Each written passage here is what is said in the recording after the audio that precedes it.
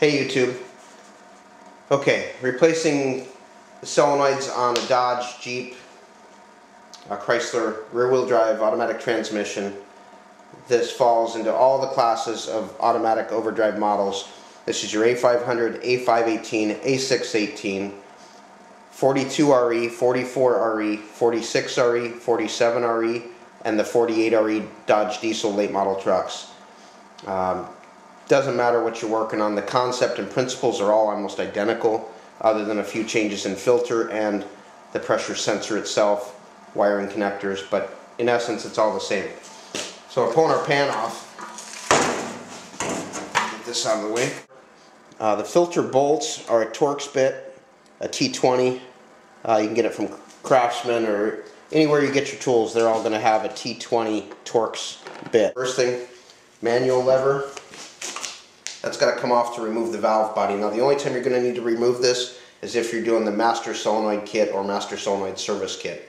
If you're just doing a pressure solenoid and a pressure sensor / transducer, all you need to do is go right to the pan.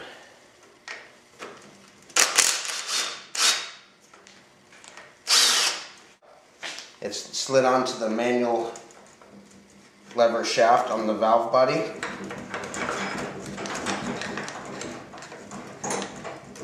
Now, reason for pulling this, in case you guys are asking why are we up on the upper end of the unit, is because the valve body has to come all the way down to remove and replace the overdrive and lockup solenoids.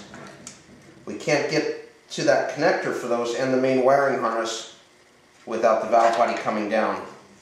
The good thing, and I'm sure I'll mention it later, but the good thing about Dodge valve bodies is you don't have any contention with check balls and little ball bearings and all the small stuff that the GM and Ford transmissions have. So we've got that off. I'm going to cut away and flip this unit up and pull the pan, and I'll get right back to you guys here. 1 second. Solenoid replacement on Dodge and Jeep models. If you haven't watched those, I suggest going back and watching those. Governor pressure solenoid replacement, and then we'll be at this step. Just wanted to run through it. On the valve body, if this is coming off for a valve body replacement, or if you're replacing the overdrive and lockup solenoids here, don't mess with any of the Torx bolts in the center of this unit. The only ones you're going to remove are the 3 on the outside here and the 3 on the outside here. This will be your front and the rear of the transmission, right up against the pan rail. This particular unit was a 2001 and newer, or a 48RE. Now these use a late design neutral safety switch. I removed it because this thing is under tremendous spring pressure, and I know when this goes back in, this has to be out on these models. The earlier ones not so much, but if you leave this switch in when you're putting that valve body back up on anything 2001 and newer or 48REs always, and even a few of the Jeep 6-cylinders will have this style switch. If you see that kind of connector on your neutral safety switch right here on the driver's side of the case, this has to come out first. If you leave it in and try to put the valve body back up, you'll break your D10 arm, and that's very costly to replace. So anyway, I've got these 6 bolts out. All I'm going to do is draw the valve body straight out. There's no need to, shouldn't need to tap it or pound on it or do anything fancy there. Now up at the connector here, we do have an O-ring seal, so sometimes you've got to reach up top and just give a little firm pressure on that. Might take a little bit of a wiggle. And all I was doing is pushing the O-rings to clear the transmission case. And that's good that they had a nice firm seal up there. I've got 1 bolt that didn't come all the way out, so just loosen that a little more.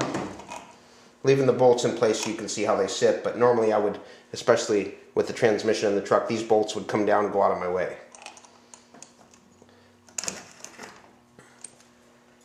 Okay, now we're at this point, and you can see the valve body came a few inches. I'm going to get these bolts out of the way just to quit wrestling with them. Now I can't even say this next step is a tricky part, but it's something most of the guys seem to get hung up a little bit with. Make sure we're in frame here. Okay, what we've got on the top of the valve body is there's a park rod that runs all the way into the rear of the unit or the overdrive housing. So when you put it in park, it applies a pawl back there. All we're going to do is just ease the whole valve body forward. And you can see here's the park rod. When we go to put that back in, we're going to ease it back.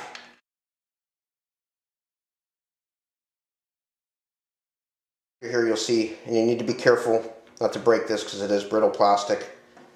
If you've got a new one, it's still not critical, but you don't want to break anything you don't need to. You need a T25 Torx bit for this. And I'll make sure you can see this. It's got a collar or shoulder on it here. When you go to put this back in place, you're going to make sure that that's going to line up down inside the hole of this connector. Pretty simple. The only reason I'm pointing it out is you don't want this thing to be off center a little bit, and you start reefing that down and crack out your plug. Again, Torx bits. Now these are going to be your T20s.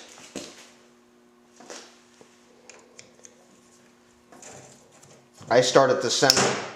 A lot of guys just pull them off. Doesn't really matter. There's no particular order you have to do these in.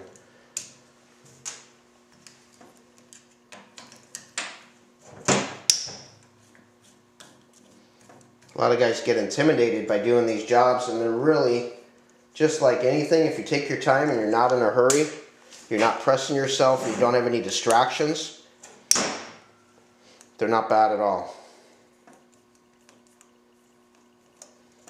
Take your brand new one, put it on. There is no way, guys, to put this on backwards because your wiring harness loom here, your tie-in, will get in your way. So it's going to stand pretty clear which way it goes.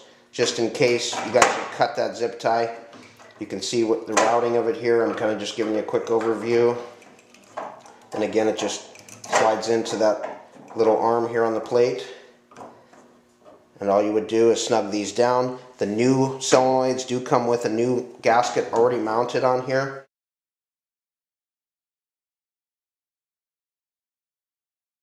Three-4 accumulator springs are really common to break, mainly in the pre-2002 models, but we do see them on occasion break on the newer stuff as well. Really simple replacement.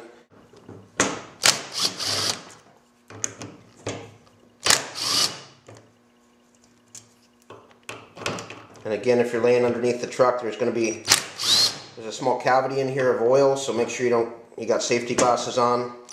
Set it off to the side, but you guys can see it's the 126 thousandths thickness spring. Now inside here is the 3/4 accumulator piston. There isn't really a need to pull it out, but I want to evacuate any excess oil out of there and just show you guys the piston. Now generally these bores don't go bad, but it never hurts to just make sure that bore is okay. Okay guys, back with you here. I got the unit apart. I just wanted to summarize. I'm not going to be able to show you putting it all back together, which is basically self-explanatory. You just follow the steps in reverse. The one thing I wanted to cover is the parking rod, which is mounted to the top of your valve body. So here's your valve body. I know this might be a little bit confusing with all the different steps that I've shown, but okay. There's your park rod. So when you go to apply the valve body up into the case, it'll actually sit like that. You're just going to kind of keep some fingers on this whole detent assembly. So as you apply the pressure, you're putting the pressure on the rod and not so much on the valve body. You're just giving a little bump, and there's some forums and some good internet write-ups on this. But that was the main thing to cover. This valve body is actually going to be taken apart and rebuilt and get tested electronics, dyno the whole valve body, and we'll be offering those here second quarter of 2012. Hopefully I didn't leave anything out, but please guys, email me your questions. Let me know what I can help with. I appreciate you watching. Thanks.